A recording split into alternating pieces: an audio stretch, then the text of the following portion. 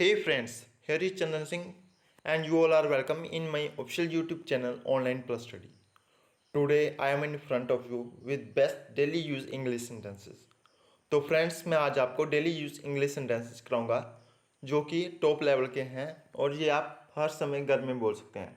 ये आपके daily life में यूज़ होते हैं तो आपको ये घर में बोलने हैं और अपनी इंग्लिश को इम्प्रूव करना है। ओके, आप एक बार इस वीडियो को पूरा देखिए तो ये आपको ये सेंटेंसेस आएंगे और इन्हें नोट डाउन करता रहिएगा। ओके, तो आज की ये टॉप वीडियो रहने वाली है। तो मैं दोबारा आपका वेलकम करता हूँ इस यूट्यूब चैनल पर। तो आज का फर्स्ट सेंटेंस देखते हैं। जैसे मैं करता हूँ वैसे करो। कोई भी काम होता है तो हम बोलते हैं जैसे मैं करता हूँ वैसे करो। तो हम इंग्लिश में कैसे बोलें? तो हम इंग्लिश में बोल सकते हैं do as I do, do as I do, या फिर do whatever I do. जैसे मैं करता हूँ वैसे करो, डू एज आई डू, या फिर do whatever I do. आप समझ गए होंगे, इसे आप नोट डाउन कर लें सेंटेंसेस को। नेक्स्ट सेंटेंस, खुली हवा में गहरी सांस लो। खुली हवा में गहरी सांस लो। Breathe deeply in open air, breathe deeply in open air, या फिर take a deep breath in open air. खुली हवा में गहरी सांस लो, breathe deeply in open air, या फिर take a deep breath in open air. Okay, next, मैं उसे देखने के लिए कभी कभार जाता हूँ। हम कभी कभार किसी चीज़ को देखने के लिए जाते हैं तो हम कई बार बोलते हैं, किससे शेयर करते हैं कि मैं उसे देखने के लिए कभी कभार जाता हूँ।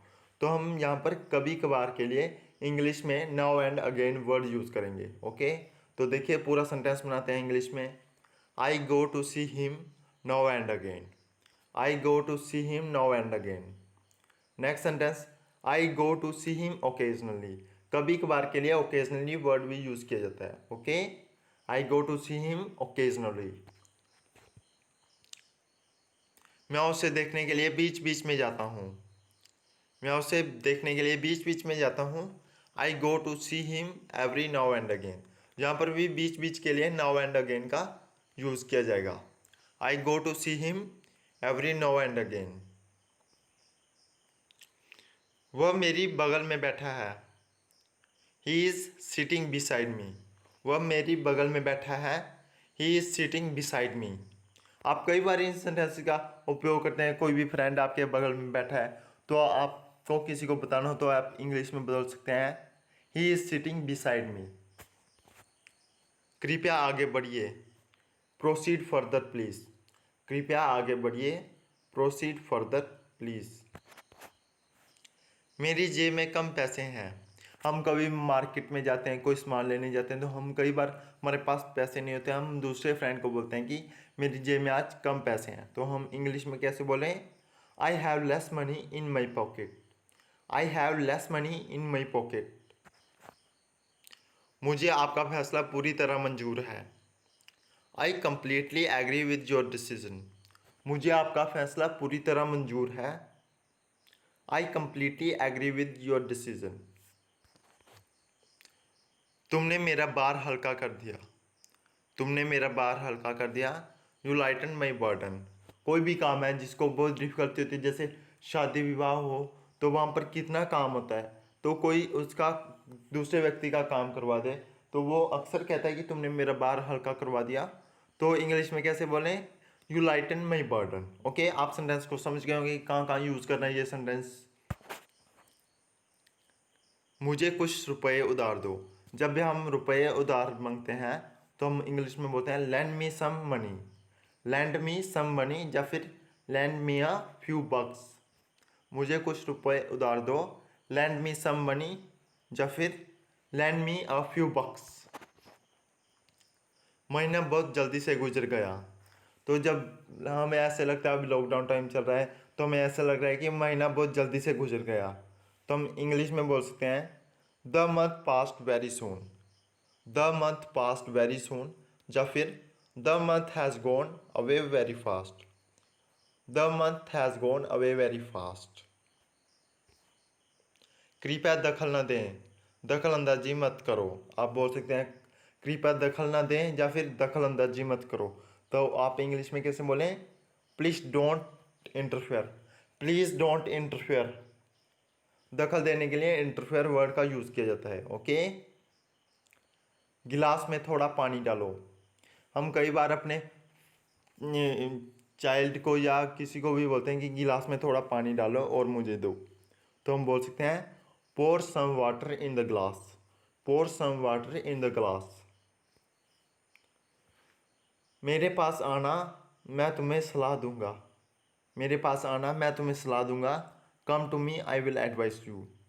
कोई भी काम करने के लिए सलाह चाहिए होती है, जैसे कोई बड़ा डिसीजन लेना हो, तो कोई भी हमारे गांव का जो व्यक्ति हो वो अक्सर कहते हैं कि मेरे पास आना मैं तुम्हें सलाह दूंगा।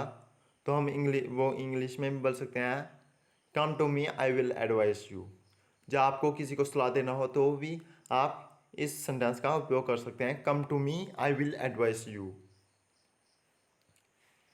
मैं अपने दोस्तों के साथ खुश रहता हूँ, I feel very good with my friends. या फिर I feel very happy with my friends. मैं अपने दोस्तों के साथ खुश रहता हूँ, I feel very good with my friends, I feel very happy with my friends. Okay, good और हैप्पी एक ही वर्ड है, आप कोई भी सेंटेंस चूज कर सकते हैं। मैं अपने दोस्तों के साथ खुश रहता हूँ, ये भी सेम है। यहाँ पर बताया कि एमिट्स वर्ड का यूज़ कर सकते हैं, I feel very good amidst my friends. Okay, with की जगह एमिट्स वर्ड का यूज़ कर सकते हैं हम। ओके, तो आप इस सेंटेंस को बोलिएगा। नेक्स्ट, ये कैंची नाक भी नहीं काटती, कैंची कुंद है। जब कोई कैंची कपड़ा नहीं काटती तो हम अक्सर कहते हैं कि ये कैंची नाक भी नहीं काटती, कैंची कुंद है। This scissors are blunt, this scissors are blunt. तो अक्सर स्टूडेंट्स सीजर्स की जगह सीजर का उपयोग करते हैं, तो जो सीजर वर्ड बोलते हैं वो रोंग है। ओके, सीजर नहीं होता है, सीजर्स होता है। सीजर सिंगुलर आ गया, वो सीजर्स सीजर के लिए नहीं यूज होता है, वो किसी और वर्ड के लिए यूज होता है। सीजर्स बोला जाता है कैंची को। Okay, these scissors are blunt. तुम्हारी पैंट ढीली है, योर ट्राउजर्स आर लूज। तो हम इंग्लिश में पैंट वर्ड का उपयोग नहीं करते हैं, हम your trousers are loose trouser word का यूज़ करते हैं, या फिर जीन्स वगैरह वर्ड का यूज़ करते हैं। Okay, your trousers are loose. हर सिक्के के दो पहलू होते हैं, there are two sides of every coin. हर सिक्के के दो पहलू होते हैं, there are two sides of every coin. ये एक आइडियम आ गया। हर चीज के दो पहलू होते हैं, there are two aspects of everything. यहाँ पर देखो सेंटेंस थोड़ा चेंज कर दिया, हर चीज के दो पहलू होते हैं, there are two aspects of everything, there are two aspects of everything. दरवाजे पर कौन है, अक्सर कभी गेस्ट आते हैं तो हम पूछते हैं कि दरवाजे पर कौन है, तो हम इंग्लिश में पूछ सकते हैं who is at the door, who is at the door. यह किसके लिए है, फॉर हुम इज दिस। कभी हमारे लिए कोई बाहर से गिफ्ट भेजता है तो हम पूछते हैं कि ये किसके लिए है, for whom is this, for whom is this. हम वहाँ जाया करते थे, we use to go there. हम वहाँ जाया करते थे, we use to go there. तुम हमेशा मुझे डांटते थे, you always use to scold me. डांटने के लिए हम स्कोल्ड वर्ड का यूज़ करते हैं, तुम हमेशा मुझे डांटते थे, you always use to scold me. Okay, मेहमान आने वाले हैं।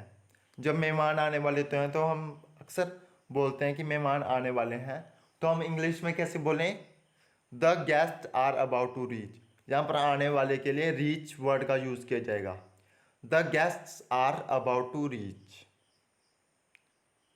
कुछ देर के लिए आराम कर लो, रिलैक्स फॉर अ वाइल। कुछ देर के लिए वाइल वर्ड का यूज़ किया जाएगा, कुछ देर के लिए आराम कर लो, रिलैक्स फॉर अ वाइल। हम उसे क्यों बुलाएं, कोई भी फंक्शन हो तो हम बोलते हैं कि उसे भी बुला लो, अपने दूसरे फ्रेंड को बुला लो। तो कई बार गुस्सा होते हैं, किसी से लड़ाई झगड़ा होता है तो हम बोलते हैं कि हम उसे क्यों बुलाएं, why should we call her, why should we call her. नखरे तो देखो महारानी के, ये गर्ल के लिए सेंटेंस आ गया, नखरे तो देखो महारानी के। Look at her tantrums, look at her tantrums. तो ये आज के टॉप सेंटेंसेस थे। तो मेरी आप सभी से रिक्वेस्ट है कि आप सभी कमेंट करें कि आपको ये वीडियो कैसी लगी और आपको इसके अलावा और कौन कौन सी वीडियो चाहिए, और लाइकिंग और शेयरिंग जरूर करें। Please keep commenting, liking and sharing. Okay friends, और don't forget to subscribe, subscribe करना मत भूलिएगा। So thanks for watching my video. Again thanks for watching my video.